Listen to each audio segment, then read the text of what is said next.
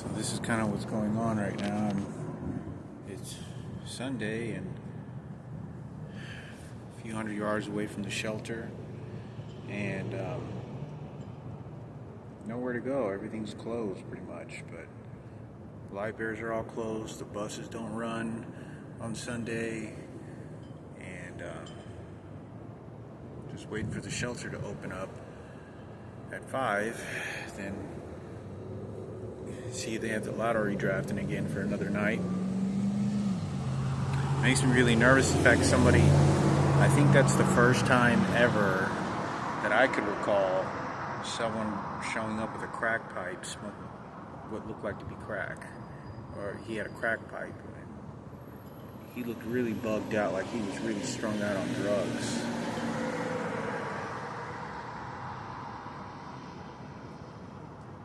I don't know if somebody was playing a game or what the heck's going on.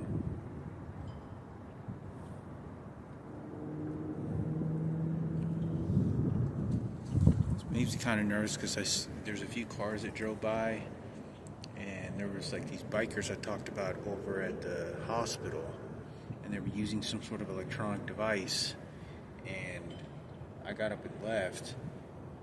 So somebody's dispatching. You know, this is a very segregated area with most of the people here are all black in the ghetto.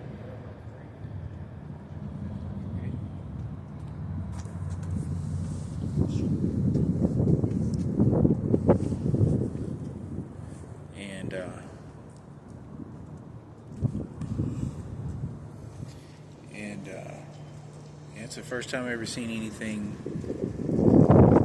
here on the streets, or usually in any place. I've seen a lot of needles in Seattle, Washington, syringes, but I don't know what the fuck. All I do is smoke cigarettes. I don't drink, I don't do anything. I don't do drugs at all. Since like my teens and shit, so 42 years old almost. I didn't think there were even any drugs available for people to buy. The Greyhound bus, you have to have a ticket to be sitting down even there for a little while, and it kind of makes me nervous because it's like I wonder if they're dispatching because it's segregated and there's a lot of racism on both parties.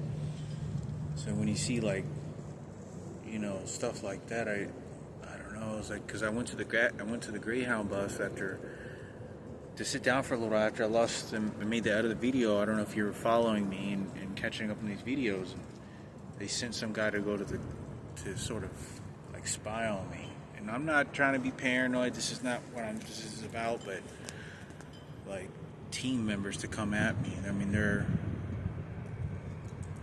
not.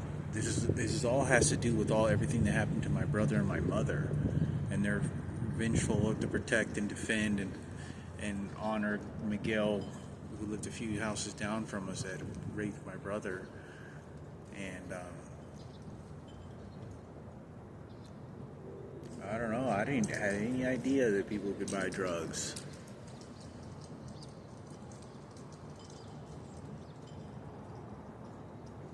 But I'm out here just waiting for another hour and a half or so, and thinking about the friends, and many of them really give a shit anymore.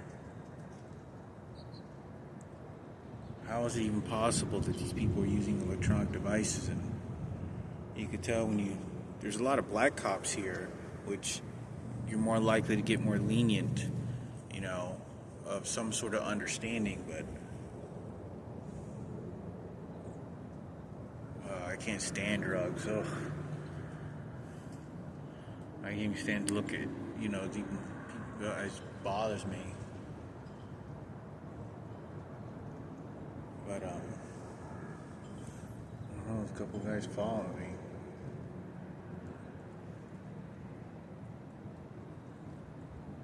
Trying to take care of hygiene the best I can. Do laundry out of a Powerade bottle.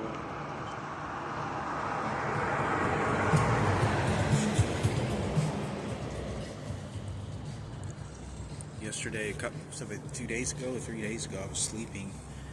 It's like a couple buildings on the other side of this building, and I fell asleep, and I was asleep. And it was like 3 o'clock, like 2, 3 o'clock in the morning, and the cops showed up. 2 black cops, 2 cars stopped by, and all I remember, I was asleep, and I felt somebody kicking me. And I was like, oh, when I woke up, and he's like, hey man, you got to get up, you can't sleep here.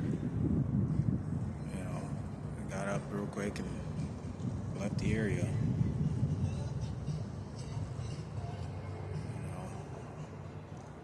That's how I'm being treated. Trying to find a rest. There's a lot of people trying to find a place to rest all in this area. And these are like the ghettos of the ghettos of the ghettos. And still, I have not seen one heterosexual female in this entire time that I've been here. Not one. And most of the subjects seem to be all about my personal immediate family's life. And I really don't know what to do other than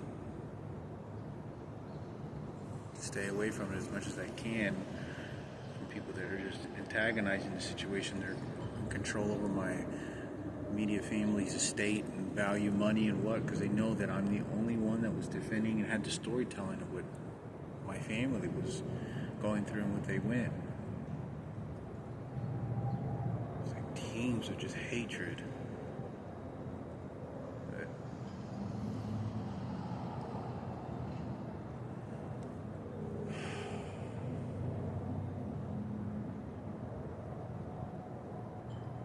I could have never done any of this to any of my friends. If I was going about my business, any of them called me, I would have never just, oh, you don't have any money anymore? You're not my friend anymore. I need to pick up the phone. My mother used to always say that. She said, you remember me, none of them are your friends. Once you go broke and don't have anything, none of them are going to be your friends.